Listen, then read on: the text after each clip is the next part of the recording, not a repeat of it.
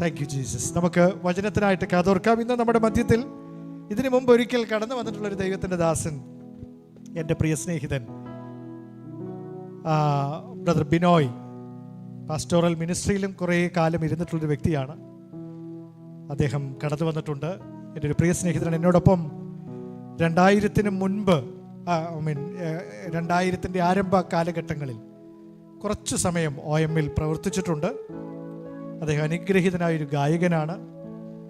വളരെ ബ്രോക്കണായൊരു സാഹചര്യത്തിലൂടെ ദൈവം തന്നെ കടത്തിക്കൊണ്ട് തന്നെ പണിതുകൊണ്ടിരിക്കുന്ന, തൻ്റെ ശുശ്രൂഷയ്ക്കായിട്ട് തന്നെ പ്രയോജനപ്പെടുത്തും.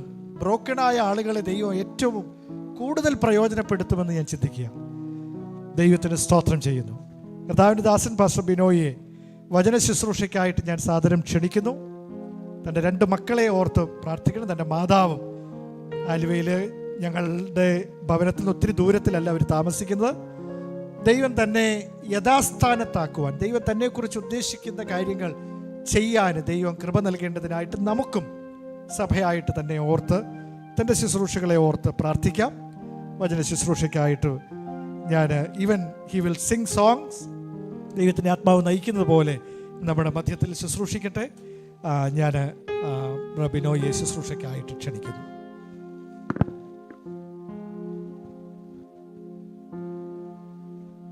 നമുക്ക് കരമടിച്ച് അദ്ദേഹത്തിന് സ്വാഗതം.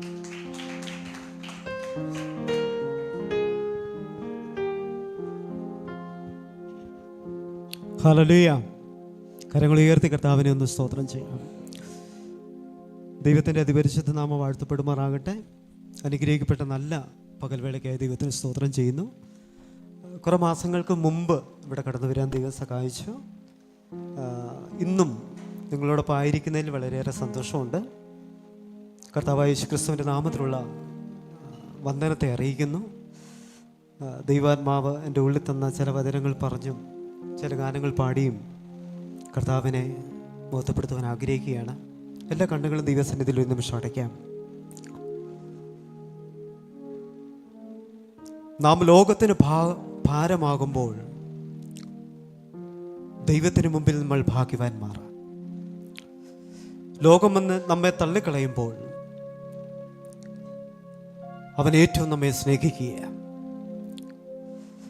ആ കരുതൻ്റെ കരങ്ങൾക്ക് കീഴിൽ, ആശ്രയത്തിൻ്റെ ചിറകിൻ്റെ മറവിൽ നാം ആയിരുന്നപ്പോഴൊക്കെയും ആർക്കും നൽകുവാൻ കഴിയാത്ത സ്വാന്തനവും, ആർക്കും നൽകുവാൻ കഴിയാത്ത സ്നേഹവും, ആർക്കും നൽകുവാൻ കഴിയാത്ത കരുതലും നമ്മുടെ ജീവിതത്തിൽ വെളിപ്പെടുത്തി. അവിടെ ഇവൻ്റെ മുഖത്തേക്കൊന്ന് നമുക്കൊരു നിമിഷം ഒന്ന് മനസ്സൊന്ന് ഉയർത്തി ഈ ലോകത്തുള്ള സകല ചിന്തകളെയും വിട്ട്, കർത്താവേ, ഞാൻ ഈ ഭൂമിയിലായിരിക്കുന്നത് നിന്റെ കൃപയാണ്, നിന്റെ സ്നേഹമാണെന്ന് തിരിച്ചറിയുന്നവർ ഹൃദയത്തിൻ്റെ അകത്തളങ്ങളിൽ നിന്നും കർത്താവിനെ ഒന്ന് സ്തുതിക്കുവാനായിട്ട് കഴിയുമോ? Oh thank you Jesus. Hallelujah. Thank you master.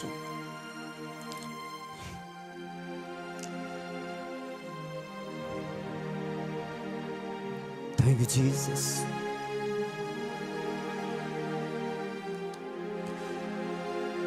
എന്നെ അൻപോട് സ്നേഹിപ്പാൻ എന്താണ് എന്നിൽ കണ്ടത്? ചേറ്റിൽ കിടന്നതാവന്നെ ആ പൊൻകരം നീട്ടിപ്പിടിച്ചു. എന്നെ അൻപോടു സ്നേഹിപ്പാൻ എന്താണ് എന്നിൽ കണ്ടത്? ചേറ്റിൽ കിടന്നതാമെന്നെ ആ പൊൻകരം നീട്ടിപ്പിടിച്ചു. ഇത്രമേൽ മാനിച്ചിടുവാൻ യോഗ്യത എന്നിൽ കണ്ടുവോ? ഇത്രമേൽ മാനിച്ചിടുവാൻ യോഗ്യത എന്നിൽ കണ്ടുവോ? ഇത്രമേൽ സ്നേഹിച്ചിടുവാൻ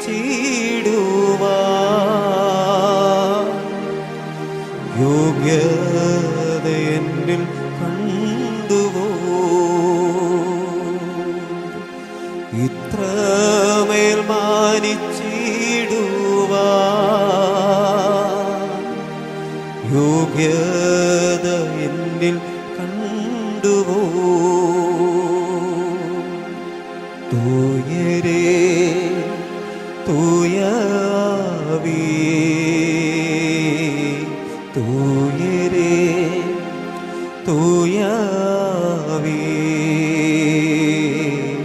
വറ്റാത്ത ഉറവേ തേനീനും മധുരമേ വറ്റാത്ത ഉറവേ തേനീനും മധുരമേ എന്നെ അൻപോട് സ്നേഹിപ്പാൻ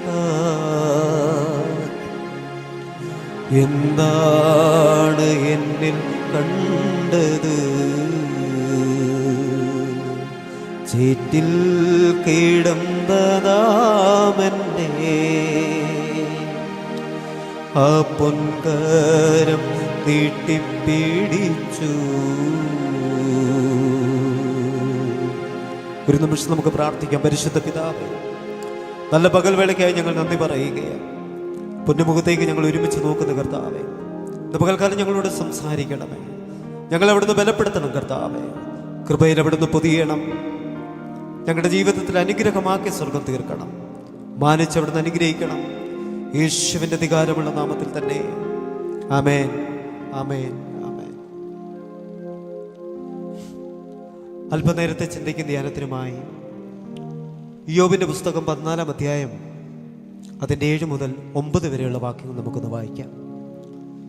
ഇയ്യോബിൻ്റെ പുസ്തകം 14-ാം അധ്യായം അതിൻ്റെ 7 മുതൽ 9 വരെയുള്ള വാക്യങ്ങൾ.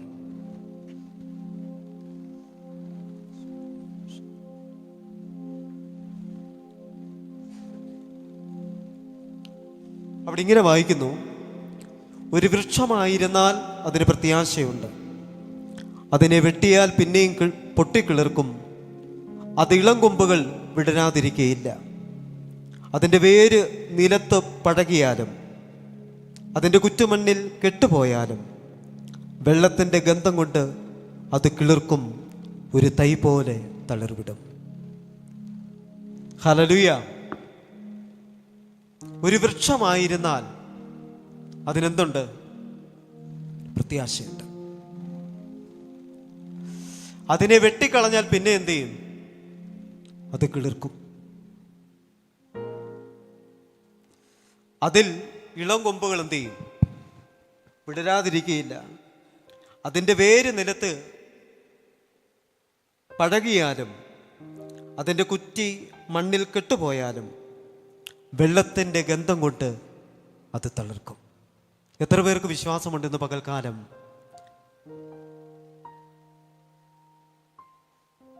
തള്ളിക്കളഞ്ഞവരുടെ നടുവിലും അകറ്റി നിർത്തിയവരുടെ നടുവിലും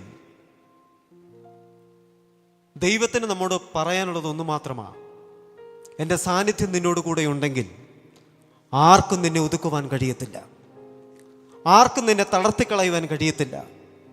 ആർക്കും നിന്നെ ഇല്ലായ്മ ചെയ്യുവാൻ കഴിയത്തില്ല. ഒരു മനുഷ്യൻ മണ്ണിൽ കളവൊരുക്കി കട്ടകൾ ഉടച്ച് കല്ലുകൾ പിറക്കിക്കളഞ്ഞ് പ്രതീക്ഷയോടെ ഒരു വിത്ത് നട്ടാൽ ആ യജമാനന് വളരെയേറെ പ്രതീക്ഷയുണ്ട് അതിനെക്കുറിച്ച്. അത് ചില ദിവസങ്ങൾ കഴിയുമ്പോൾ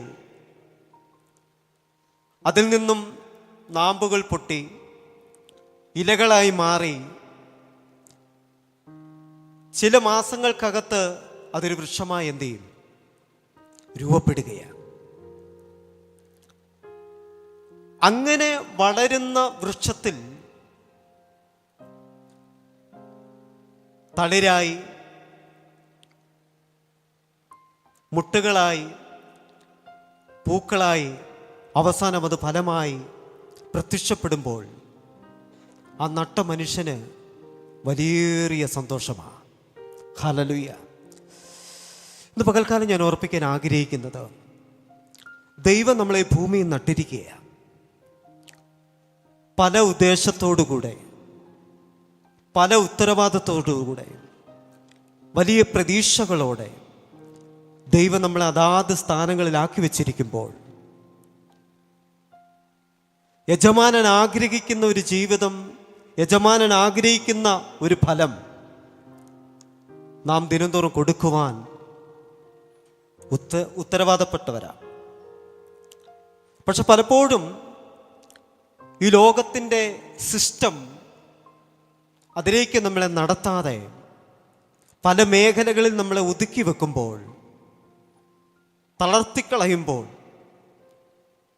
വിടർന്നു വരുന്ന കൊമ്പുകളും ശിഖരങ്ങളൊക്കെ വെട്ടിക്കളയുമ്പോൾ, ഇനി ഇതിനകത്തു നിന്നും ഒന്നും പുറപ്പെടരുതെന്ന് ലോകം വിധി എഴുതുമ്പോൾ, സ്വർഗത്തിലെ ദൈവം നമ്മെ നോക്കി പറയുന്ന ഒരു കാര്യമാ,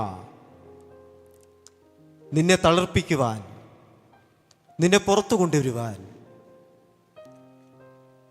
വെള്ളത്തിൻ്റെ ഗന്ധം മാത്രം മതി. ഹല്ലേലൂയ. ദൈവത്തിന് സ്തോത്രം. അപ്പൊ പ്രതീക്ഷയോടെ നട്ട ഒരു വൃക്ഷത്തിൽ ഫലം കാത്തിരിക്കുന്ന ഒരു യജമാനൻ. പക്ഷെ ലോകം പറയുന്നു, നിന്നെ ഒരു തരത്തിലും എന്ത് ചെയ്യത്തില്ല, പുറത്തു കൊണ്ടുവരികയില്ല. ഞാൻ പലപ്പോഴും ഇങ്ങനെ ഓർക്കാറുണ്ട്, നമ്മളിൽ നല്ല പ്രവൃത്തികൾ വെളിപ്പെട്ട് വരുമ്പോൾ, വാക്കുകളിലൂടെ, പ്രവൃത്തികളിലൂടെ, സംസാരങ്ങളിലൂടെ ഒക്കെ നമ്മളെ ഇരുത്തിക്കളഞ്ഞ ഒരു ലോകത്തിൽ നമ്മളായിരിക്കുന്നത്. ഒരു പ്രതീക്ഷയും അല്ലെങ്കിൽ നമ്മുടെ വിശ്വാസത്തെയും നമ്മുടെ ഉൾക്കാഴ്ചകളെ നഷ്ടപ്പെടുത്തുന്ന നിലവാരങ്ങളിലുള്ള പല പ്രതിസന്ധികളുടെ നടുവിലൂടെ നമ്മളെ കടത്തിവിട്ട അനുഭവങ്ങളുണ്ട്. അവിടെയൊക്കെ നമ്മളെ പഴിച്ചവരും തള്ളിക്കളഞ്ഞവരും മാറ്റി നിർത്തിയവരൊക്കെ വിധി കൽപ്പിച്ച ചില വിധിന്യായങ്ങളുണ്ട്. ഒരിക്കലും എന്ത് ചെയ്യത്തില്ല, പുറത്തു വരത്തില്ലെന്ന്. പക്ഷെ ഇന്ന് പകൽക്കാലം കർത്താവ് നമ്മൾ എന്തിനായി വിളിച്ചുവോ, എന്തിനായി ആക്കി വെച്ചുവോ, ആ നിലവാരങ്ങളിലേക്ക് കൊണ്ടുവരുവാൻ അവൻ്റെ നദിയിൽ വെള്ളം നിറഞ്ഞിരിക്കുന്നു. ആ വെള്ളം നമ്മളിലേക്ക് വരുമ്പോൾ പ്രതികൂലങ്ങളെ മാറ്റിക്കൊണ്ട് നാം ആകേണ്ട നിലവാരങ്ങളിൽ സ്വർഗത്തിലെ ദൈവം നമ്മളെ ആക്കി തീർക്കും. ഹല്ലേലൂയ. ഞാൻ പലപ്പോഴും ഇങ്ങനെ ഓർക്കാറുണ്ടായിരുന്നു, സ്തോത്രം, ഹല്ലേലൂയ. ഈ ഓരോ സീസണിലും വെളിപ്പെട്ട് വരുന്ന ഓരോ ചെടികളുണ്ട്. ഈ ഡാലി, അങ്ങനെ കിഴങ്ങ് വർഗത്തിൽപ്പെട്ടതായ ഈ ചെടികൾ ഒരു സീസൺ കഴിയുമ്പോഴേക്കും നമുക്കൊന്നും കാണാൻ പറ്റിയല്ല. അത് അല്ലേ, ഒന്നും കാണാൻ പറ്റിയല്ല. എന്നാൽ അടുത്ത സീസൺ ആകുമ്പോൾ മഴ പെയ്ത് കഴിയുമ്പോഴേക്കും എന്ത് ചെയ്യും, ഇതിൻ്റെ അകത്ത് നിന്നും അതിൻ്റെ നാമ്പുകൾ പൊട്ടി അത് പുറത്ത് വന്ന് അത് വീണ്ടും ചെടിയായിട്ട് മാറ്റപ്പെടും. ഹല്ലേലൂയ. അപ്പം ഞാനിവിടെ ചിന്തിച്ചത് എന്നാന്ന് ചോദിച്ചാൽ, ഈ മണ്ണും കല്ലും ചപ്പുചവറുകളൊക്കെയും ഇതിൻ്റെ മീതെ എത്രത്തോളം വന്നടിഞ്ഞാലും അതിലേക്ക് വെള്ളം ഇറങ്ങുമ്പോൾ അതിനകത്ത് ജീവനുള്ളത് കൊണ്ട് അത് പുറത്തു വരും. സ്തോത്രം, ഹല്ലേലൂയ. അതുകൊണ്ടാണ് കർത്താവ്, ആമേൻ, സ്തോത്രം, അപ്പോസ്തലൻ പറയുകയാ, ദൈവത്തിൻ്റെ ജീവൻ നിങ്ങളിൽ ഇരിക്കുന്നു. ദൈവത്തിൻ്റെ ജീവൻ നിങ്ങളിൽ ഇരിക്കുന്നിടത്തോളം കാലം ആർക്കും മരണകരമായ ഒരു അവസ്ഥയിലിരിക്കാൻ കഴിയത്തില്ല. അവനെപ്പോഴും ചലിച്ചുകൊണ്ടിരിക്കും, അവനെപ്പോഴും ഫലം കാഴ്ചകൊണ്ടിരിക്കും, അവനിലെപ്പോഴും ജീവൻ്റെ തുടിപ്പ് ലോകം ശ്രദ്ധിക്കുന്ന നിലവാരത്തിൽ വെളിപ്പെട്ടുകൊണ്ടിരിക്കും. ഹല്ലേലൂയ. ദൈവത്തിന് സ്തോത്രം. നമുക്കെല്ലാം അറിയാം, ഈ കപ്പ എല്ലാവരും നടന്നവരാ. തണ്ട് നട്ട് കുറച്ച് നാൾ കഴിയുമ്പോഴേക്കും അവിടെ നമുക്ക് കാണാൻ കഴിയുന്ന ഒരു കാഴ്ച എന്നാന്ന് ചോദിച്ചാൽ,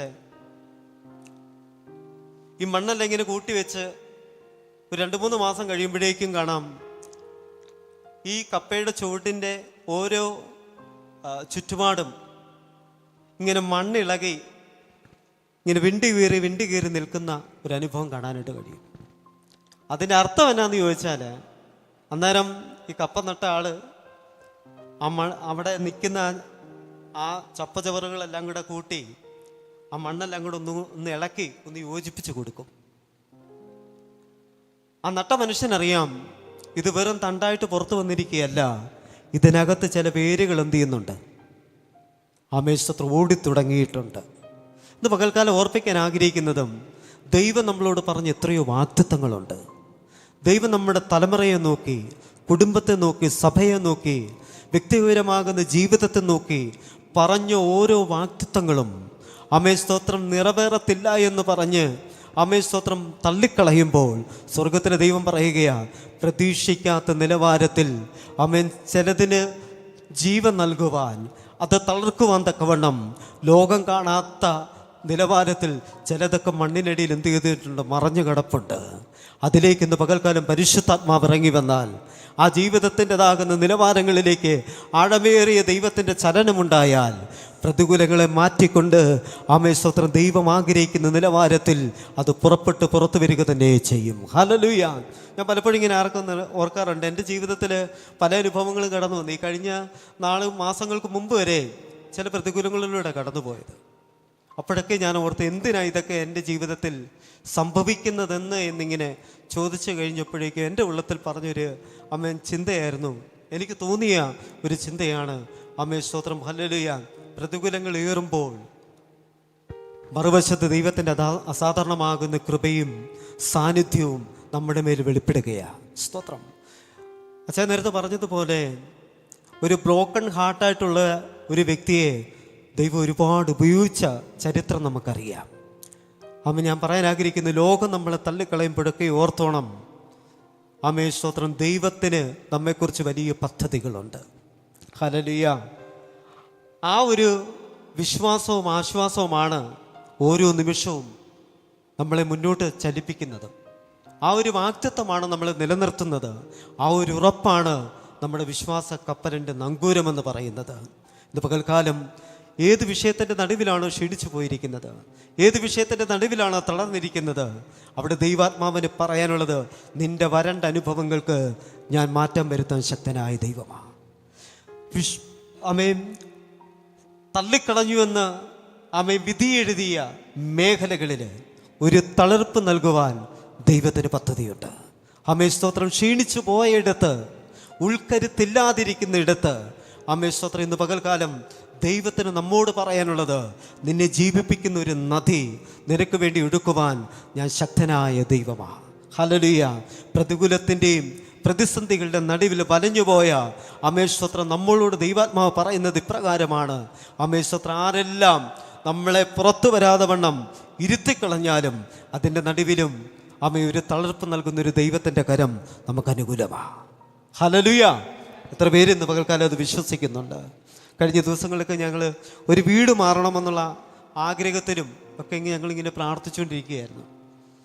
അപ്പോൾ ഞങ്ങൾ കണ്ട വീടുകളൊക്കെ ഭയങ്കര റേറ്റാണ്. മാസം 10,000 രൂപ വാടക, അങ്ങനെയൊക്കെ ഉള്ളൊരു നിലവാരത്തിൽ വന്നു കഴിഞ്ഞപ്പോൾ ഞങ്ങൾ ഒത്തിരി ഭാരപ്പെട്ടു. എന്ത് ചെയ്യണമെന്നൊക്കെ ഓർത്തിങ്ങനെ തകർന്നിരുന്ന് കഴിഞ്ഞപ്പോഴേക്ക് ഇന്നലെ പകൽക്കാലം ചർച്ചിൽ പോയപ്പോൾ ഒരു വചനം ഇങ്ങനെ കേട്ടു, നിൻ്റെ കയ്യിലിരിക്കുന്ന അല്പത്തെ കൊണ്ട് ദൈവത്തിന് വൻകാര്യങ്ങൾ ചെയ്യുവാൻ കഴിയും. സ്തോത്രം.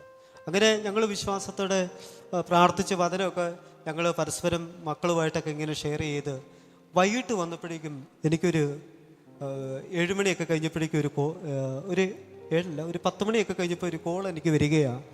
ദൈവദാസനെ വീട് മാറിയോ എന്ന് ചോദിച്ചു. ഞാൻ പറഞ്ഞു, ചായ മാറിയില്ല, ഞങ്ങൾ പ്രാർത്ഥിച്ചുകൊണ്ടിരിക്കുക. എന്നാൽ ഞാൻ കുറച്ച് പൈസ നിങ്ങളുടെ അക്കൗണ്ടിലേക്ക് എന്ത് ചെയ്യാൻ പോവാം, ഞാൻ ഇട്ടേക്കാം. അത് കിട്ടിയാൽ നിങ്ങൾക്ക് വീട് മാറാനുള്ള നന്മ അതിനകത്തുണ്ടാകുമെന്ന് പറഞ്ഞു. ഞാൻ പറയാൻ ആഗ്രഹിച്ചത്, ഏത് വിഷയത്തിൻ്റെ നടുവിൽ ഭാരപ്പെട്ടോ അതിൻ്റെ നടുവിൽ സ്വർഗം സന്ധ്യയായപ്പോൾ ഒരു മിറക്കിൾ ചെയ്തു. ഇന്ന് പകൽക്കാലം ഞങ്ങൾക്ക് മിറക്കിളിലൂടെ മുന്നോട്ട് പോകുന്നു. ഓരോ ചുവട് വെക്കുമ്പോഴും മുമ്പിലെല്ലാം അസാധ്യതകളാണ്. സാധ്യമായതൊന്നും ഞങ്ങൾക്ക് കാണുവാനായിട്ട് കഴിയുന്നില്ല. പക്ഷേ ഇന്നയോളം ദൈവം നമ്മളെ നിലനിർത്തിയത് ഓർത്ത് ദൈവത്തിന് സ്തോത്രം ചെയ്യുകയാണ്. രോഗമായിക്കോട്ടെ, പ്രതിസന്ധികളാകട്ടെ, കടഭാരമാകട്ടെ, നിന്ദകളാകട്ടെ, ഞെരുക്കങ്ങളാകട്ടെ, കർത്താവിന് അത് നീക്കുവാൻ നിമിഷങ്ങൾ മാത്രം മതി. നിന്നെക്കുറിച്ചുള്ള ലോകത്തിൻ്റെ വിധിയല്ല ദൈവത്തിന് പ്രധാനം. ദൈവം നിന്നെക്കുറിച്ച് എന്താഗ്രഹിക്കുന്നു അതാ ദൈവത്തിന് പ്രധാനം. ദൈവത്തിൻ്റെ വഴികളിലൂടെ നടന്നു വന്നാൽ അവൻ്റെ അത്ഭുതങ്ങൾ ഇന്നും നമുക്ക് വേണ്ടി ചലിക്കും. ഹല്ലേലൂയ! എത്ര പേരുന്ന് പകൽക്കാലം അത് വിശ്വസിക്കുന്നുണ്ട്? ഇവിടെ പറയുന്നത് ഇപ്രകാരമായിരുന്നു: പ്രത്യാശയോടെ പ്രതീക്ഷയോടെ നട്ട വൃക്ഷം പലപ്പോഴും അത് വെട്ടിക്കളഞ്ഞു, അല്ലേ? പലരും ഇങ്ങനെ നോക്കും, ഇന്ന് കണ്ടതിനെ നാളെ കാണത്തില്ല. അതിനെല്ലാം തള്ളിക്കളഞ്ഞ് വെട്ടിക്കളഞ്ഞ് ഓരോ ശിഖരം വരുമ്പോഴും ഒക്കെ എന്തു ചെയ്യുക? ഇലകളും കൊമ്പുകളും വെട്ടിക്കളഞ്ഞിട്ട് ഒന്നുമാകാത്ത നിലവാരത്തിൽ കാണുവാൻ തക്കവണ്ണം നിന്നെ ആക്കി വയ്ക്കുമ്പോൾ ദൈവത്തിന് ചെറിയ സാധ്യത മതി നീ പുറത്തു വരാൻ. ദൈവത്തിന് ചെറിയ സാധ്യത മതി വൻകാര്യങ്ങൾ ചെയ്യുവാൻ. ഇന്ന് പകൽക്കാലം ഒന്ന് ഏൽപ്പിച്ചു കൊടുക്കാമോ? കർത്താവേ, ചെറിയ സാധ്യതയാകുന്ന എന്നെ കൊണ്ട് ദൈവത്തിന് വേണ്ടി വൻകാര്യങ്ങൾ ചെയ്യിപ്പിക്കണമെന്ന്. ചെറിയ സാധ്യതയാകുന്ന എന്നെ നിന്റെ വൻകാര്യങ്ങൾക്ക് വേണ്ടി ഒന്ന് ഉപയോഗിക്കണമെന്ന് താഴ്മയോടും വിനയത്തോടും ദൈവത്തിൻ്റെ കരത്തിലൊന്ന് ഏൽപ്പിച്ചു കൊടുക്കുന്നുവെങ്കിൽ നിന്നെ ബലപ്പെടുത്തുന്ന ഒരു നദി ഇന്ന് പകൽക്കാലം നമുക്ക് വേണ്ടി ഒഴുകുകയാണ്. സ്തോത്രം. ഞാൻ പലപ്പോഴും ഇങ്ങനെ ഓർത്ത്, കഴിഞ്ഞ ദിവസം ഫേസ്ബുക്കിൽ യൂട്യൂബിൽ ഇങ്ങനെ ഞാൻ പ്രത്യേകിച്ച് നോക്കിക്കഴിഞ്ഞ് കഴിഞ്ഞപ്പോഴേക്കും ചില സഹോദരന്മാർ കർത്താവായ യേശു ക്രിസ്തുവിനെ കുറിച്ച് പറയുകയാണ്, ബൈബിൾ അത് ഒരു സത്യഗ്രന്ഥമല്ല, അതിൽ പറയുന്നതെല്ലാം ഫോഷ്കാണ്. യേശു ക്രിസ്തുവിനെ, അവൻ്റെ ചരിത്രത്തെ നമുക്ക് കാണുവാൻ കഴിയുന്നത് ബൈബിളിൻ്റെ അകത്തു നിന്നും അപ്പുറത്തൊന്നും യേശു ജീവിച്ചിരുന്നതിനായിട്ടോ മരിച്ചതിനായിട്ടോ ഒരു തെളിവില്ലെന്നും പറഞ്ഞു വളരെ ശക്തമായിട്ട് തന്നെ എന്ത് ചെയ്യുക? പ്രസംഗിച്ചുകൊണ്ടിരിക്കുക. പെട്ടെന്ന് എൻ്റെ ഉള്ളത്തിലേക്ക് പറഞ്ഞു, സകല മതങ്ങളും ഉണ്ടാകുന്നതിന് മുമ്പ് അവൻ അനാദിയെയും ശാശ്വതമായും ദൈവമായിരുന്നു. ആ ദൈവം ഇന്നും ജീവിക്കുന്നു, ആ ദൈവം ഇന്നും സ്നേഹിക്കുന്നു, ആ ദൈവം ഇന്നും പ്രവർത്തിക്കുന്നു. റോമൻ സാമ്രാജ്യത്തിൻ്റെ ഇമ്പീരിയൽ മുദ്രകൾ പൊട്ടിച്ചുകൊണ്ട് പുനരുദ്ധാനത്തിൻ്റെ ശക്തിയാൽ അവൻ പുറത്തു വന്നെങ്കിൽ അകത്ത് നഷ്ടപ്പെട്ടതും നൽകപ്പെട്ടതായ ആ പുനരുദ്ധാനത്തിൻ്റെ ജീവൻ നമ്മളിലും ദൈവം പകർന്നിരിക്കുമ്പോൾ, കാഹളത്തിൻ്റെ ധ്വനി കേൾക്കുമ്പോൾ ഈ മണ്ണിന് പോലും നമ്മളെ പിടിച്ചു വെക്കുവാൻ കഴിയത്തില്ല. പുതിയൊരു ശരീരം പ്രാപിച്ച് നാം പുറത്തു വരും. സ്തോത്രം. ഹല്ലേലൂയ! അതാണ് നമ്മുടെ പ്രത്യാശ. ഒരു വിത്തിൻ്റെ മുകൾ ഭാഗം പൊട്ടി അതിൻ്റെ അകത്ത് കിടക്കുന്ന ജീവൻ പുറത്തു വരുന്നത് പോലെ ഈ മണ്ണ് നമ്മൾ എത്രത്തോളം കീഴടക്കി വെച്ചാലും കാഹളത്തിൻ്റെ ധ്വനിയെങ്കിൽ അകത്ത് പകർന്നിരിക്കുന്ന പരിശുദ്ധാത്മാവിൻ്റെ ശക്തിയാൽ ഒരു പുതു ശരീരം പ്രാപിച്ച് നാം പുറത്തു വരും. അപ്പം മരണത്തിന് നമ്മളെ കീഴടക്കുവാൻ കഴിയത്തില്ല. ലോകത്തിൻ്റെ ഒരു നിയമസംഹിതകൾക്കും നമ്മളെ ഒതുക്കുവാൻ കഴിയത്തില്ല. ഈ ലോകത്തിൻ്റെ സാമ്രാജ്യ ശക്തികൾക്കോ പാതാള ശക്തികൾക്കോ നമ്മളെ ഒതുക്കുവാൻ കഴിയത്തില്ല. അങ്ങനെയെങ്കിൽ ഇന്ന് പകൽക്കാലം നമ്മളോട് പറഞ്ഞ ഓരോ വാഗ്ദത്തങ്ങളും നിവർത്തിപ്പാൻ അവൻ ശക്തനായ ദൈവമാണ്. ജീവിതത്തോടുള്ള ബന്ധത്തിൽ, ശുശ്രൂഷയോടുള്ള ബന്ധത്തിൽ, പഠനത്തോടുള്ള ബന്ധത്തിൽ, ജോലിയോടുള്ള ബന്ധത്തിൽ, സഭയോടുള്ള ബന്ധത്തിൽ, പ്രവർത്തന മേഖലകളോടുള്ള ബന്ധത്തിൽ, ഭാവി ജീവിതത്തോടുള്ള ബന്ധത്തിൽ ദൈവം നമ്മളോട് പറഞ്ഞത് നിവർത്തിപ്പാൻ ശക്തനായ ദൈവമാണ്. ആ ദൈവം ഇന്നും ജീവിക്കുന്നു. ആ പുനരുദ്ധാനത്തിൻ്റെ ശക്തി ഇന്നും നമുക്ക് വേണ്ടി ചലിക്കുന്നു. ആ ബലമുള്ള കരങ്ങളിലേക്ക് നമ്മെ തന്നെ താഴ്ത്തി ഏൽപ്പിക്കാം. ഈ വചനങ്ങളാൽ സ്വർഗത്തിലെ ദൈവം നമ്മൾ അനുഗ്രഹിക്കട്ടെ.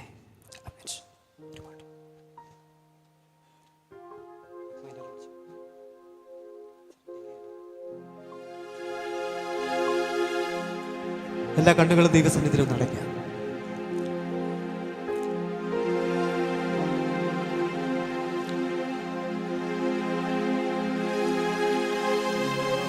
കർത്താവിനൊന്നും അസാധ്യമായിട്ടില്ല. ദൈവത്തിനൊന്നും അസാധ്യമായിട്ടില്ല. ഒരുപക്ഷെ നിന്റെ നോട്ടത്തിലോ നിന്റെ ചിന്തകളിലോ നിന്റെ പ്രവൃത്തികളിലോ അതൊക്കെയും അസാധ്യമായെന്ന് തോന്നിയാലും ഉയരെ സ്വർഗത്തിൽ നിന്നും പ്രവർത്തിക്കുവാൻ തക്കവണ്ണം ഇറങ്ങി വരുന്ന ഒരു അദൃശ്യകരം ഇന്നും നമ്മളെ നടത്തുന്നുണ്ട്. ഒരു പ്രതീക്ഷയ്ക്കും വകയില്ലാതെ ഞാൻ എന്തിന് ജീവിക്കുന്നു, ഞാൻ എന്തിന് മുന്നോട്ട് പോകണം, ഞാൻ എതിർപ്പെടുന്ന വിഷയങ്ങൾക്കൊന്നും ഒരു പരിഹാരമില്ല എന്ന് വിചാരിച്ചിരിക്കുമ്പോൾ സ്വർഗത്തിലെ ദൈവം നമ്മളോട് പറയുന്നത്, ഒരു നദി നിന്റെ മേൽ വരണ്ട, വാഗ്ദത്തത്തിൻ്റെ അരികിലൂടെ ഒരു വെള്ളത്തിൻ്റെ ഗന്ധം തട്ടിയാൽ അതിലേക്ക് ഓടിച്ചെല്ലുന്ന വേരുകൾ അതിവേഗം ഓടുകയാണ്. സാധ്യതകളൊന്നും അസ്തമിച്ചിട്ടില്ല, പ്രതീക്ഷകളൊന്നും അസ്തമിച്ചിട്ടില്ല. വിശ്വാസത്തോടെ മുന്നോട്ട് പോകും, ചുവടുകളെ വയ്ക്ക്. കർത്താവ് നമ്മെ സഹായിക്കും. അവൻ്റെ ബലമുള്ള കരം ഇന്നും നമുക്ക് അനുകൂലമായി ചലിച്ചുകൊണ്ടിരിക്കുകയാണ്. പ്രതികൂലങ്ങളെ മാറ്റിക്കൊണ്ട് ഒരു വിത്തിന് പുറത്തു വരുവാൻ മണ്ണ് ഭാരമായിരിക്കുമ്പോൾ അതിൻ്റെ മേൽ വെള്ളം പകർന്ന് അതിൽ വഴിയുണ്ടാക്കി അതിൻ്റെ തളിർപ്പ് പുറത്തേക്ക് വരുന്നത് പോലെ ഈ 2025 ചില തളിർപ്പിന്റെ മണ്ഡലങ്ങളിലേക്ക് എഴുന്നേൽക്കുവാൻ തക്കവണ്ണം ദൈവം നമുക്ക് കൃപ നൽകാൻ പോകുകയാണ്. Thank you, Jesus. Hallelujah.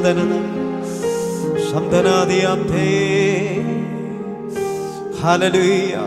ദൈവം കൈവിട്ടിട്ടില്ല, മാറിയിരിക്കുന്നില്ല. ദൈവം നമ്മുടെ വിശ്വാസത്തിന്റെ തലങ്ങളെ കണ്ടുകൊണ്ട് പ്രാർത്ഥനയുടെ മണ്ഡലങ്ങൾ ഉയർത്തിക്കൊണ്ട് സഹായം നൽകുന്ന ആ പർവ്വതങ്ങളിലേക്കൊന്ന് മുഖമുയർത്തുവാൻ കഴിയുമെങ്കിൽ സ്വർഗം ഇന്നും നമ്മളെ സഹായിപ്പക്ഷം കല്യാണശാലയിൽ എന്നെ വിളിച്ചെന്റെ സന്താപമൊക്കെയും തീർത്തിടുന്ന കല്യാണശാലയിൽ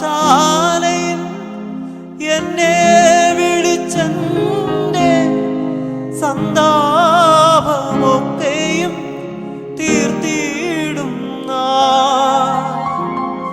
ശീഘ്രം വരുന്നെന്റെ കാന്തൻ വരുന്നെന്നിൽ ആനന്ദമായി വാസം ചെയ്വ എന്റെ ദൈവം സ്വർഗ സിംഹാസനം തന്നിലെന്നിൽ കരിഞ്ഞെന്നെ ഓർത്തിടുന്നു. എന്റെ ദൈവം സ്വർഗ സിംഹാസനം തന്നിലെന്നിൽ കരിഞ്ഞെന്നെ ഓർത്തിടുന്നു. പിതാവില്ലാത്തോർക്ക് നല്ലൊരു താതനും പെറ്റമ്മയെ കവിഞ്ഞാദ്രവാനും പിതാവില്ലാത്തോർക്ക് നല്ലൊരു താതനും പെറ്റമ്മയെ കഴിഞ്ഞാദ്രവാനും വിധവയ്ക്കു കാന്തനും സാധുവിനപ്പവും എല്ലാവർക്കുമെല്ലാമൻ കർത്താവത്രേ. വിധവയ്ക്കു കാന്തനും സാധുവിനപ്പവും എല്ലാവർക്കുമെല്ലാമൻ കർത്താവത്രേ. എന്റെ ദൈവം സ്വർഗ സിംഹാസനം തന്നിലെന്നിൽ കഴിഞ്ഞെന്റെ ഓർത്തിടുന്നു. എന്റെ ദൈവം സ്വർഗ സിംഹാസനം തന്നിലെന്നിൽ കഴിഞ്ഞെന്നെ ഓർത്തിടുന്നു.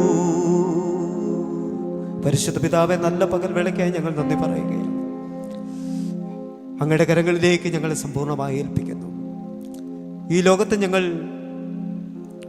കർത്താവേ ദൈവഹിതത്തോടാണ് ഞങ്ങളായിരിക്കുന്നത്. അങ്ങ് ഞങ്ങളെ ഏൽപ്പിച്ച ഓരോ കർത്തവ്യങ്ങളും ഇന്നും നിറവേറ്റുവാനുണ്ട്. അങ്ങ് ആഗ്രഹിക്കുന്ന ഒരു ജീവിതവും അങ്ങ് ആഗ്രഹിക്കുന്ന ഫലവും അങ്ങ് ആഗ്രഹിക്കുന്ന ശുശ്രൂഷയും ജീവിതവും അത് പൂർണ്ണമാകുന്ന നിലവാരത്തിൽ വെളിപ്പെട്ടു വരുവാൻ സ്വർഗമേ, ഞങ്ങളെ വീണ്ടും സഹായിക്കണമേ. ഞങ്ങൾ ബലഹീനരായി തീരുമ്പോൾ ബലം നൽകുന്നൊരു നദി ഞങ്ങൾക്ക് വേണ്ടി ഉണ്ടല്ലോ. ഞങ്ങൾ കർത്താവെ ആശയറ്റവരായി മാറുമ്പോൾ ആശ്വാസത്തിൻ്റെ ധ്വനിയായി നിന്റെ വചനം ഞങ്ങൾക്കുണ്ടല്ലോ. കർത്താവെ, പ്രതീക്ഷകൾ അസ്തമിക്കുന്ന സ്ഥാനത്തും പ്രത്യാശ നൽകി ഞങ്ങളെ വഴി നടത്തുന്ന ദൈവം ഞങ്ങളോട് കൂടെയുണ്ടല്ലോ. ലോകം ആദരിക്കുന്നതിനേക്കാൾ ഉപരിയായി നീ ഞങ്ങളെ ആദരിക്കുന്ന ദൈവമാകയാ ഞങ്ങൾ നന്ദി പറയുകയാണ്. കർത്താവേ, പലരും ഞങ്ങളെ ഒതുക്കിക്കളഞ്ഞു, ഇല്ലായ്മ ചെയ്തു, തളർത്ത് കളഞ്ഞു, തളർത്തിക്കളഞ്ഞു കർത്താവേ. എങ്കിലും അവരുടെയൊക്കെ നടുവിൽ ഇന്നും ദൈവം ഞങ്ങളെ ബലത്തോടെ നിർത്തിയ കൃപയ്ക്കായി ഞങ്ങൾ നന്ദി പറയുകയാണ്. ആ പുനരുദ്ധാനത്തിന്റെ ശക്തി ഞങ്ങളുടെ ഉള്ളിൽ വ്യാപരിക്കുന്നത് കൊണ്ട് ഞങ്ങൾ സ്തോത്രം ചെയ്യുന്നു. ഈ ലോകത്തിന് ഞങ്ങളെ കീഴടക്കുവാൻ കഴിയത്തില്ല. പാതാള ഗോപുര ശക്തികൾക്ക് ഞങ്ങളെ ഒതുക്കുവാൻ കഴിയത്തില്ല.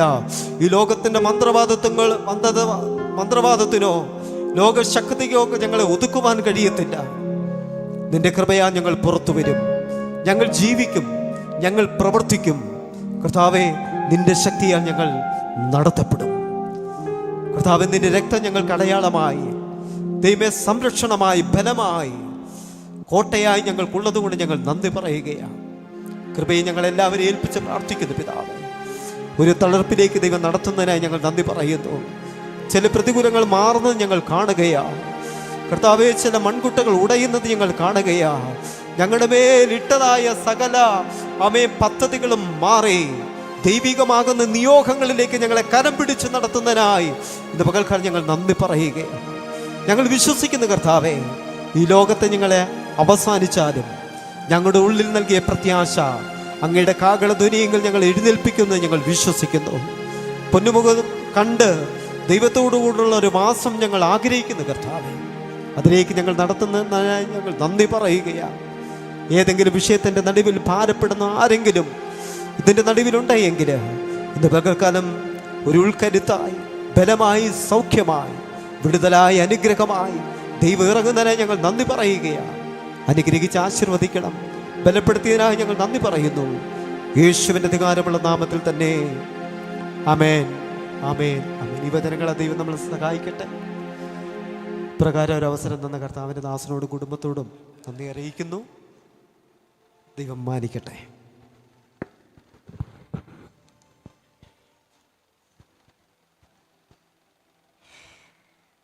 നമുക്ക് ആ വചനത്തെ കരമടിച്ചൊന്ന് ഏറ്റെടുക്കാം.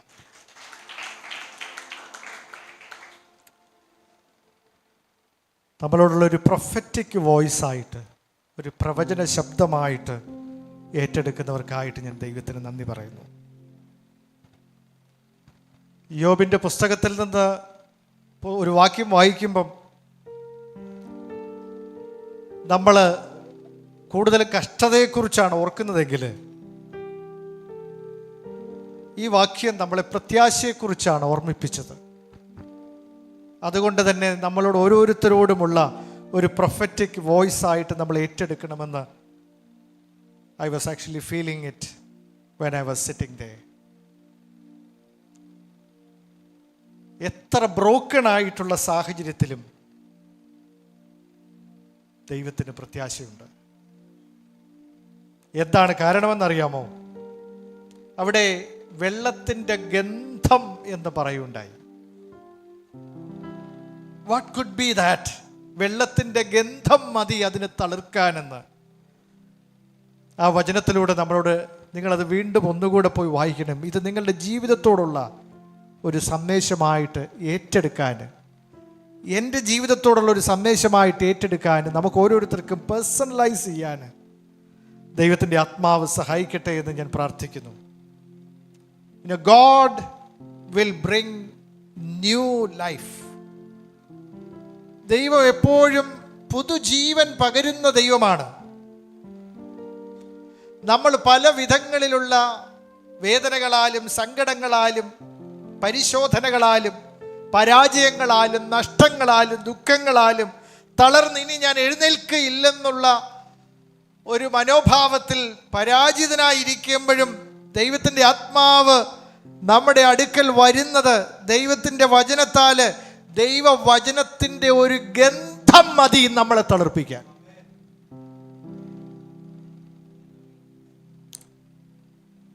എ മിയർ സെന്റ്, ദൈവവചനത്തിൻ്റെ ഒരു ഗന്ധം മതി, ഒരു ഡിവൈൻ ടച്ച് മതി കാര്യങ്ങൾ മാറിമറിയാൻ. ദൈവവചനത്തിൻ്റെ മൃദുവായ ഒരു ശബ്ദം മതി കാര്യങ്ങൾ മാറിമറിയാൻ. ദൈവാത്മാവിൻ്റെ ഒരു ശ്വാസം മതി ജീവൻ ഉൽപ്പാദിപ്പിക്കപ്പെടാൻ. നമ്മുടെ ജീവിതത്തിൻ്റെ വ്യത്യസ്തമായ സാഹചര്യത്തിൽ ഈ വചനം സത്യമായിരിക്കട്ടെ, ഒരു പ്രവചന ശബ്ദമായി നിങ്ങൾ ഏറ്റെടുത്ത് ദൈവത്തിൽ പ്രത്യാശ വെച്ച്, കർത്താവിൽ പ്രത്യാശ വെച്ച് മുൻപോട്ട് പോകാൻ ദൈവാത്മാവ് നമ്മളെ ഇന്ന് പ്രചോദിപ്പിക്കുകയായിരുന്നു. ആ ഗാനങ്ങളിലൂടെ, ആ വചനങ്ങളിലൂടെ പ്രചോദിപ്പിക്കുകയായിരുന്നു. കഷ്ടതയും സഹിഷ്ണുതയും സിദ്ധതയും കഴിഞ്ഞ അവസാനമാണ് പ്രത്യാശ വരുന്നത്. ശ്രദ്ധിച്ചോ നിങ്ങൾ? അതുകൊണ്ട് പ്രത്യാശ പോയിട്ടില്ല, പ്രത്യാശ തീർന്നിട്ടില്ല, പ്രത്യാശ അസ്തമിച്ചിട്ടില്ല. പുതിയ തളിരുകൾ വരും. ഈ ലോകത്തിൻ്റെ അവസ്ഥയും അതുതന്നെ ആയിരുന്നു എന്ന് ഞാൻ ഓർക്കുകയാണ്. ഞാൻ പെട്ടെന്ന് ഓർത്ത ഒരു വാക്യം ഇതാണ്: ഇശായിയുടെ കുറ്റിയിൽ നിന്ന് ഒരു തളിർ പുറപ്പെടുമെന്ന്. കർത്താവ് ജനിച്ചത് അങ്ങനെയായിരുന്നു. ശ്രദ്ധിക്കുന്നവർക്കായി ഞാൻ ദൈവത്തിന് നന്ദി പറയുന്നു. നമ്മളങ്ങ് തളർന്ന് മനുഷ്യൻ അവസാനിക്കുന്ന ഇടത്ത് നിന്നാണ് ദൈവം ആരംഭിക്കുന്നത് എന്ന് വചനം പറയുന്നു. നമ്മുടെ പ്രയത്നങ്ങളും ഫലങ്ങളും എല്ലാം അവസാനിക്കുന്ന സമയത്ത്, when we are totally helpless, then God breaks in. പരിപൂർണമായി നമ്മൾ നിസ്സഹായരായി തീരുന്ന സമയത്ത് നമ്മൾ കാണുന്ന ദൈവപ്രവൃത്തി ഉണ്ടല്ലോ, അത് ആയുസ്സിൽ മറക്കുകയില്ല. ഇശായിയുടെ കുറ്റിയിൽ നിന്ന് ലോകത്തിന് ഇങ്ങനെ കാലസമ്പൂർണതയിൽ ഒരു രക്ഷകൻ പിറക്കുന്നത് സാധ്യമായിരുന്നു. പിറന്ന സമയത്ത് തന്നെ ഈ കുഞ്ഞിനെ ഇല്ലായ്മ ചെയ്യാൻ വേണ്ടിയല്ലേ അന്ന് എത്ര കുഞ്ഞുങ്ങളുടെ ജീവനെടുത്തു? അവരുടെ ഒറ്റ ലക്ഷ്യം ഇതേ ഉള്ളായിരുന്നു: ഏത് കുഞ്ഞ് ജനിച്ചാലും കുഴപ്പമില്ല, ഈ കുഞ്ഞിനെ കൊല്ലണം എന്നുള്ളതായിരുന്നു.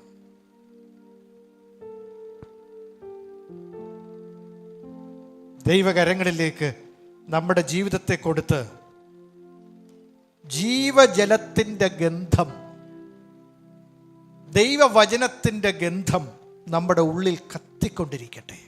കാരണം അത് സത്യമാണ്. അത് നിത്യജീവനിലേക്ക് പൊങ്ങി വരുന്ന നീരുറവയായി പരിണമിക്കുന്നതാണ്.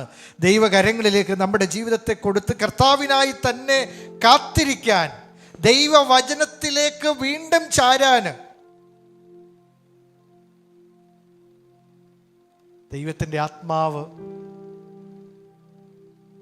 നമ്മുടെ ജീവിതത്തിൻ്റെ റൂട്ടിന്, അടിസ്ഥാനങ്ങൾക്ക്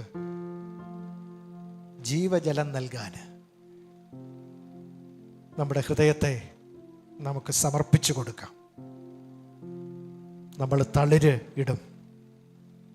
നമ്മൾ ഫലപ്രദമായ ഒരു വൃക്ഷമായി തീരും. ജോസഫിനെ കുറിച്ച് പറയുന്നതാണ്. യോസെഫ് ഫലപ്രദമായ ഒരു വൃക്ഷം. നമ്മുടെ നെഞ്ചത്ത് കൈവച്ചും നമുക്ക് അങ്ങനെ ഒന്ന് പറയാൻ കഴിയട്ടെ: ഞാനും ദൈവത്തിനായി ഏറ്റവും ഫ്രൂട്ട്ഫുള്ളായ ഒരു വൃക്ഷമായി തീരും. ഇപ്പം കട്ട് ഡൗൺ ആയ ഒരു അവസ്ഥയിലാണ് ഞാൻ ഇരിക്കുന്നതെങ്കിലും ഞാൻ ഫ്രൂട്ട്ഫുള്ളായ ഒരു വൃക്ഷമാക്കി എന്നെ തീർക്കുന്ന ദൈവവചനത്തിനായി, ദൈവത്തിൻ്റെ ആത്മാവിനായി ഞാൻ ദൈവത്തിന് സ്തോത്രം ചെയ്യുന്നു എന്ന് പറഞ്ഞാട്ടെ. ആ ചലനം നമ്മിൽ പ്രവർത്തിക്കും. ആ ഒരു പ്രൊഫറ്റിക് വോയിസാണ് ഇന്ന് കർത്താവിൻ്റെ ദാസനിലൂടെ നമ്മളോട് സംസാരിച്ചതെന്ന് ഞാൻ വിശ്വസിക്കുന്നു. അതുകൊണ്ട് കർത്താവിൽ മുറുകെ പിടിച്ച് ഈ യാത്ര നമുക്ക് തുടരാം. ഹല്ലേലൂയ. ഏത് സാഹചര്യത്തിലും നീതിമാന് പ്രത്യാശയുണ്ട്. That will never be gone. Hallelujah. കരമുയർത്തി ദൈവത്തിന് സ്തോത്രം ചെയ്താട്ടെ. Hallelujah. Praise be to God. ഒരിക്കലും അന്ധകാര ശക്തികൾ നമ്മളെ എപ്പോഴും നിരാശപ്പെടുത്താൻ തന്നെയാണ് ആ ഒരു ക്ലൗഡ് നമ്മളെപ്പോഴും ആ ഒരു പോരാട്ടത്തിൻ്റെ നടുക്കാണ് നമ്മളായിരിക്കുന്നത്. ഈ ദിവസങ്ങളിൽ ഞാൻ ഏറ്റവും അധികം മനസ്സിലാക്കുന്ന ഒരു വാർഫെയർ അതാണ്. There is a fierce battle out there. ഈ ബാറ്റില് നമ്മൾ ലോകത്ത് കാണുന്ന, അടുത്ത സമയത്ത് കാശ്മീരിൽ നമ്മൾ കണ്ടു കഴിഞ്ഞ ദിവസം, എത്ര ഭീകരമായിരുന്നു അല്ലേ? അതിനേക്കാൾ ഭീകരമായ ബാറ്റിലാണ് ദൈവജനത്തിന് മീതെ നേരെ പിശാച് അഴിച്ചുവിടുന്നത്. ഈ ലോകത്തിൻ്റെ കാരണം എന്താ? ഞാൻ വീണ്ടും ഓർമ്മിപ്പിക്കുന്നു, പിശാചിനറിയാം ഇനി കുറച്ച് സമയങ്ങളേ ഉള്ളൂ. നമ്മളെ ഒന്നുകിൽ ലോകത്തിൻ്റെ മനോഹാരിതയിൽ മയങ്ങി ഇങ്ങനെ ഇരിക്കാൻ പിശാച് ചിലപ്പോൾ അനുവദിക്കും, നമ്മളങ്ങ് മയങ്ങി ഇരുന്നോളും. അല്ലെങ്കിൽ നമുക്കെതിരെ ഏതെങ്കിലും വിധത്തിലുള്ള കഠിനമായ ശോധനകൾ അഴിച്ചുവിട്ട് നമ്മളെ നിരാശപ്പെടുത്താൻ പിശാച് ശ്രമിച്ചുകൊണ്ടേയിരിക്കും. ഏതെങ്കിലുമൊക്കെ വിധത്തിൽ അവൻ്റെ പ്രവർത്തനങ്ങൾ, അല്ലെങ്കിൽ നമ്മളെ ഡിസ്ട്രാക്റ്റ് ചെയ്ത് വേറെ എന്തെങ്കിലുമൊക്കെ ദൈവത്തിലല്ലാതെ മറ്റെന്തെങ്കിലും കാര്യങ്ങളിൽ ശ്രദ്ധ പതിപ്പിച്ച് മുൻപോട്ട് പോകാൻ നമ്മൾ പ്രോത്സാഹിപ്പിച്ചുകൊണ്ടിരിക്കും. ഇതെല്ലാം ഓരോ തരങ്ങളിലുള്ള ബാറ്റിലുകളാണ്. ക്രിസ്തുവിനോടുള്ള ഏകാഗ്രത വിട്ട്, ദൈവവചനത്തോടുള്ള സത്യം വിട്ട് എനിക്ക് വേറെങ്ങും പോകാനിടവരരുത്. ഇതാവട്ടെ നമ്മുടെ നിർണയം. പക്ഷേ ഈ ലോകത്തിലെ സംവിധാനം, നമ്മുടെ ജഡം ഒന്നുമില്ല നമ്മളെ ഫേവർ ചെയ്യുന്നത്. ഇവിടെ ജഡമോഹം, കൺമോഹം, ജീവനത്തിൻ്റെ പ്രതാപങ്ങൾ,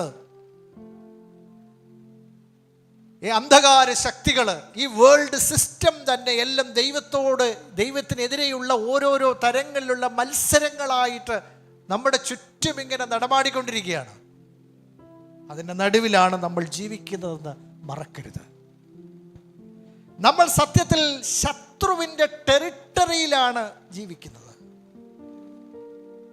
ഇവിടെ നമുക്ക് ഒരു ഡിവൈൻ പ്രൊട്ടക്ഷനായി പ്ലീഡ് ചെയ്തുകൊണ്ട് തന്നെ നമുക്ക് മുമ്പോട്ട് പോകാൻ കഴിയും. കഴിഞ്ഞ ദിവസം കാശ്മീരിലെ പ്രശ്നം ഉണ്ടായപ്പോൾ എത്ര പേർക്ക് അവിടെ പോകണമെന്ന് ആഗ്രഹമുണ്ട്. ഇനി അതിനു മുമ്പ് വ്ളോഗേഴ്സ് നമ്മളെ വിളിച്ചുകൊണ്ടേയിരിക്കുക. അത് നമ്മുടെ മക്കൾ പോലും പറയാൻ തുടങ്ങി നമുക്ക് എപ്പോഴാണ് കാശ്മീരിലൊന്ന് പോകുന്നതെന്ന്. കാരണം എന്താ? കാരണം വളരെ എൻറ്റൈസിങ് ആയിട്ട്. അന്നും ഞാൻ പറയും that is not a safe zone എന്ന്. ഒരു സേഫ് സോൺ അല്ല പോകാനെന്ന്. ദുഃഖാർത്ഥരായ കുടുംബാംഗങ്ങളെ ഓർത്ത് പ്രാർത്ഥിക്കാം. ഇങ്ങനെയുള്ള തീവ്രവാദങ്ങളിൽ നിന്ന്, ഇങ്ങനെയുള്ള പ്രയാസങ്ങളിൽ നിന്ന് ദൈവം നമ്മളെ കാക്കട്ടെ, നമ്മുടെ രാജ്യത്തെ കാക്കട്ടെ. അതിനായിട്ട് നമുക്ക് പ്രാർത്ഥിക്കാം. നമ്മുടെ രാജ്യത്തിൻ്റെ നന്മയ്ക്കെതിരെയുള്ള ഒരു പോരാട്ടം കൂടെയാണ്. ഇങ്ങനെയുള്ള കൺഫ്യൂഷൻസ് നമ്മളെ രാജ്യത്തെ തന്നെ തളർത്തും. അതുകൊണ്ട് ഭരണാധികാരികൾ വളരെ ജ്ഞാനത്തോടെ അനാവശ്യമായ യുദ്ധങ്ങളിലേക്ക് വലിച്ചിഴക്കപ്പെടാതെ ആ പ്രശ്നം പരിഹരിക്കപ്പെടാൻ, ദുഷ്ടർക്ക് അർഹമായ ശിക്ഷ ലഭിക്കാൻ ഒക്കെ നമുക്ക് പ്രാർത്ഥിക്കാനായിട്ട് കഴിയും. ദൈവത്തിന് സ്തോത്രം ചെയ്തു. പക്ഷേ ഞാൻ പറഞ്ഞതിൻ്റെ താല്പര്യം, ഞാൻ ആ കാര്യം ഓർത്തതിൻ്റെ ഒരു കാര്യം ഇതാണ്. വാസ്തവത്തിൽ കാശ്മീരിൽ ജീവിക്കുന്ന ജനങ്ങളുടെ, സാധാരണ ജനങ്ങളുടെ ഒരു അവസ്ഥ ഒന്ന് ആലോചിച്ച് നോക്കാമോ? നമ്മൾക്ക് ടെൻഷനാണെന്നൊക്കെ പറയാറുണ്ട്. Just for A minute think about them. എത്ര മനോഹരമാണെങ്കിലും, എത്ര ഭൂമിയിലെ ഏറ്റവും മനോഹരമായ സ്ഥലങ്ങളിൽ ഒന്നാണ് കാശ്മീർ എന്ന് ഞാൻ ചിന്തിക്കുന്നു, പ്രകൃതി കൊണ്ട്.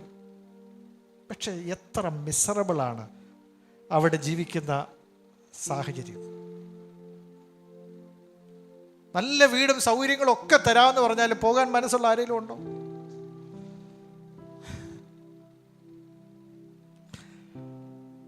ശത്രുക്കളുടെ നടുക്ക് ജീവിക്കുക പ്രയാസകരമാണ് എന്ന കാര്യം, നമ്മുടെ നാശം ആഗ്രഹിക്കുന്നതിൻ്റെ നടുവിൽ ജീവിക്കുന്നത് പ്രയാസകരമാണ് എന്ന കാര്യം, നമ്മൾ ദൈവജനം, ദൈവമക്കൾ എന്ന് വിളിക്കപ്പെടുന്ന നമ്മൾ ശത്രുവിൻ്റെ അധീനതയുള്ള ഒരു ലോകത്താണ് ജീവിക്കുന്നത് എന്ന് മറക്കരുത്. ഒരു സമയവും മറക്കരുത്. ഈ ലോകം ആരുടെ അധീനതയിലാണ് ഇന്ന്? നാം ദൈവത്തിനുള്ളവരെന്ന് നാം അറിയുന്നു. അത് നമ്മൾ അറിയണം. വി മസ്റ്റ് നോ, നാം ദൈവത്തിനുള്ളവരാണ്. പക്ഷെ നമ്മൾ സർവ്വലോകവും ദുഷ്ടന്റെ അധീനതയിൽ കിടക്കുന്നു. ഇത് എല്ലാ കാലവും അങ്ങനെ കിടക്കത്തൊന്നുമില്ല. ഈവൻ ലോകരാജ്യങ്ങൾ തന്നെ ദൈവപുത്രനായ ക്രിസ്തുവിനെ ഏൽപ്പിച്ചു കൊടുക്കുന്ന സമയം വരും. ഈ രാജ്യത്വങ്ങൾ കർത്താവിൻ്റെ രാജ്യത്വമായി പരിണമിക്കുന്ന, ഇതിനെ നീക്കിക്കളഞ്ഞിട്ട് എന്നേക്കുമായ രാജ്യം വരാൻ പോകുന്നു. പക്ഷെ അൺടിൽ ദെൻ ശത്രുവിൻ്റെ, ദുഷ്ടന്റെ അധീനതയിൽ കിടക്കുന്ന ഒരു ലോക സംവിധാനത്തിലാണ് നമ്മൾ ജീവിക്കുന്നത്. സോ ദ ബാറ്റിൽ, ഏത് തരത്തിൽ എങ്ങോട്ട് തിരിഞ്ഞാലും നമുക്കൊരു ബാറ്റിൽ ഉണ്ടാവും. നമ്മളെ ഞെരുക്കുന്ന ഒരു അനുഭവം ഉണ്ടാവും. അതുകൊണ്ട് വളരെ പ്രാർത്ഥിച്ചും സുബോധത്തോടെയും ദൈവത്തിൽ നിന്നുള്ളൊരു ബലവും പ്രത്യാശയും സമാധാനവും ഏറ്റെടുത്തുകൊണ്ട് മാത്രമേ നമുക്കിവിടെ ജീവിക്കാൻ പറ്റൂ. അല്ലെങ്കിൽ ഓരോരോ തരങ്ങളിൽ നമ്മളെ ആ ഈവിൾ ഫോഴ്സസ് നാഗ് ചെയ്തുകൊണ്ടിരിക്കും. അതുകൊണ്ട് വളരെ പ്രാർത്ഥനയോടെ, പ്രത്യാശ കൈവടിയാതെ, നമ്മൾ നിരാശപ്പെടാതെ, ദൈവത്തിൽ ഉറച്ച്, കൂട്ടായ്മയുടെ മഹത്വം, മാധുര്യം അനുഭവിച്ചുകൊണ്ട്, എത്ര ബലമാണെന്നറിയാം നമ്മൾ ഒരുമിച്ച് കൂടി ഒന്ന് പാടുമ്പോൾ, ഒന്ന് പ്രാർത്ഥിക്കുമ്പോൾ, അതൊരിക്കലും വിട്ടുകളയാതെ ആ ദൈവസ്നേഹം പകർന്നുകൊണ്ട് ഈ ലോകത്തിൽ മുൻപോട്ട് ജീവിക്കാൻ ദൈവത്തിൻ്റെ ആത്മാവ് നമ്മെ സഹായിക്കട്ടെ. സോ റിമെമ്പർ, കാശ്മീരിൽ ജീവിക്കുന്ന ഒരർത്ഥത്തിൽ അങ്ങനെ ഒരു ടെറിട്ടറിയിലാണ് നമ്മൾ ജീവിക്കുന്നത്. സോ എവ്രിവെയർ ആ ഒരു പതിയിരിപ്പുണ്ട്. ആരെ വിഴുങ്ങേണ്ടു എന്ന് നോക്കിക്കൊണ്ട് ഊടാടി നടക്കുന്നതാണ്. But we don't have to be afraid. നമുക്ക് വേണ്ട എല്ലാ ആയുധങ്ങളും റിസോഴ്സുകളും പ്രൊട്ടക്ഷനും ആ എസ്കോട്ടും നമ്മൾ അറിയുന്നില്ല. ഇൻവിസിബിൾ വേൾഡിൽ നടക്കുന്ന കാര്യങ്ങൾ ഇതൊക്കെ വെറുതെ ആവേശത്തിന് പറയുന്ന കാര്യമല്ല. നമുക്കൊരു എസ്കോട്ടുണ്ട്. ഇവിടുത്തെ വലിയ ആളുകൾക്ക് അല്ല ശരിക്കുള്ള എസ്കോട്ട്, അതിനേക്കാൾ ശക്തരായ എസ്കോട്ട് നമുക്കുണ്ട് എന്ന് വിശ്വസിക്കുന്ന നിങ്ങൾ. ഓരോ ദൈവ പൈതലിനും ഒരു ഡിവൈൻ എസ്കോട്ടുണ്ട്, ഏഞ്ചൽസിൻ്റെ. ആ ഒരു അഭിമാനത്തിൽ നടക്കാൻ കഴിയണം നമുക്ക് ഈ ലോകത്ത്. ആ പ്രാർത്ഥനയിൽ നമുക്ക് മൂവ് ചെയ്യാൻ കഴിയണം. ശത്രുരാജ്യത്തൊക്കെയാണ്, പക്ഷേ നമ്മുടെ റിയാലിറ്റികളും സ്പിരിച്വൽ റിയാലിറ്റികളും മറുവശത്ത് ഗ്രഹിച്ചുകൊണ്ട് നിരാശപ്പെടാതെ മുൻപോട്ട് ജീവിപ്പാനുള്ള കൃപ എൻ്റെ മേൽ പകരണമേ എന്ന് നമുക്ക് പ്രാർത്ഥിക്കാം. അതുകൊണ്ട് ഇന്ന് നമ്മളിലേക്ക് വന്ന പ്രൊഫറ്റിക് വോയിസ് ഏറ്റെടുത്തുകൊണ്ട് അതിൻ്റെ സത്യങ്ങൾ, ആഴങ്ങൾ ആരാഞ്ഞുകൊണ്ട് ഈ ജീവിതം നയിപ്പാൻ ദൈവത്തിൻ്റെ ആത്മാവ് നമ്മെ സഹായിക്കട്ടെ എന്ന് പ്രാർത്ഥിക്കുന്നു. നമുക്ക് കർത്താവിൻ്റെ മേശയ്ക്കായി നമ്മളെ തന്നെ ഒരുക്കാം. Hallelujah, hallelujah. കരുണയുള്ള ദൈവത്തിൻ്റെ കരങ്ങളിൽ നമ്മുടെ ജീവിതത്തെ നമുക്ക് ഏൽപ്പിച്ചു കൊടുക്കാം. നമ്മൾ കുഞ്ഞാടിൻ്റെ രക്തത്താൽ ഞാൻ ശുദ്ധനായി തീർന്നു എന്ന് പാടി ഇതൊന്നുകൂടെ നമ്മളോടൊന്ന് പ്രസംഗിക്കണം, നമ്മളോടൊന്ന് പറയണം. യേശുവിൻ്റെ രക്തത്താൽ I am covered. മരണദൂതൻ എൻ്റെ മേൽ അധികാരമില്ല, എൻ്റെ ഭവനത്തിൻ്റെ മേൽ അധികാരമില്ല. I am covered under the blood of the eternal covenant. നിത്യ നിയമത്തിൻ്റെ രക്തത്തെയാണ് ഇത് ചൂണ്ടിക്കാണിക്കുന്നത്. നിത്യജീവന്റെ വഴിയാണ്. കർത്താവ് തൻ്റെ ദേഹം എന്ന തിരശ്ശീല കീറി നമുക്കായി ജീവന്റെ ഒരു പുതുവഴി തുറന്നു. ജീവന്റെ അപ്പമായി അവിടുന്ന് തീർന്നു. ദൈവകരങ്ങളിലേക്ക് ക്രൂശുമരണത്തിലൂടെ, ഈ മഹായാഗത്തിലൂടെ നമുക്ക് ലഭിച്ച അനന്തതയെ ഓർത്ത്, നിത്യജീവനെ ഓർത്ത്, സ്വർഗീയമായ സകല നന്മകളെയും ഓർത്ത് നമുക്ക് ദൈവത്തിന് സ്തോത്രം ചെയ്ത്, അത്യുന്നതനായ ദൈവത്തിൻ്റെ മറവിടത്തിൽ എന്നെ താഴ്ത്തി സമർപ്പിക്കുന്നു എന്ന് നമുക്ക് പറയാം. അത്യുന്നതന്റെ മറവിലും സർവശക്തന്റെ നിഴലിന്റെ കീഴിലും എന്ന് വചനം പറയുന്നത് എവിടെയാണെന്നറിയാമോ? ക്രൂശിന്റെ നിഴലിലാണ്. ക്രൂശിന്റെ നിഴലിൽ ആണ്. അവിടെയുള്ള സുരക്ഷയും അനുഗ്രഹങ്ങളും സമാധാനവും സംരക്ഷണവും ലോകത്തെവിടെയും ലഭിക്കില്ല. അത് നിത്യമായ സുരക്ഷാ താവളമാണ്. അത് ലോകത്തിലെ ഏതു മനുഷ്യനും ഇന്ന് ലഭ്യമാണ്. കൃപയാൽ നമുക്കും അത് ലഭിച്ചതോർത്ത് ദൈവത്തിന് സ്തോത്രം ചെയ്തു. ക്രൂശിന്റെ നിഴലിൽ എൻ്റെ ജീവിതത്തെ വീണ്ടും ഞാൻ സമർപ്പിക്കുന്നു എന്ന് ദൈവസന്നിധിയിൽ ഏറ്റുപറഞ്ഞ്